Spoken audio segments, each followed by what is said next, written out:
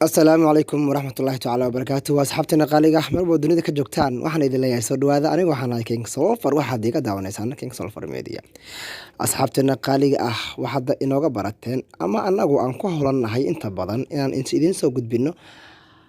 wax walba oo ugub ku ah ama ku cusub Soomaalida qaasatan waxa kaloon ka hadalnaa arrimaha fanka ama suugaanta waxaad aragtaan fanaan caan ah ama ciwaanka baa ku soo aragteen alfanaan Suldaan Seraar waa fanaan aad wada garanaysaan ee ka soo jeeda Soomaalida kililka shanaad imanka halkaas uu ku sugan yahay Suldaan Seraar waxaa lagu yaqaanaa heesaha jacaylka ah habluhuna inta badan ay aad u jecel yihiin una dhageystaan inka badan inta raggu ay dhageystaan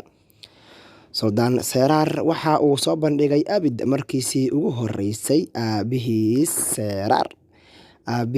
dad badan baanan garanayn weji ahaan balse magac ahaan waa qof caan ah maxaa yeelay mar walba Suldaan magaca ku dhufato waxaad tiraahdaa Seraar haddaba Seraarka aad sheegayso daawade mar walba waa kana oo aad garanayn waad aragtaa sida ay isugu eg yihiin wiilkiisa Suldaanka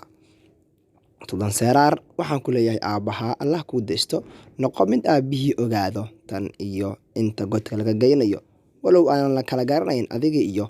aabaha cidda hormaraysto qof walbana waa sida oo dambi iguma sugna midda iyada ah ilaahay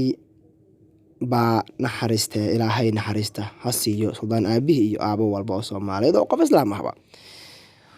sidaan hore idinkugu sheegay Suldaan iyo aabihii waa kuwa aad moodo laba wiil oo saaxiibo ah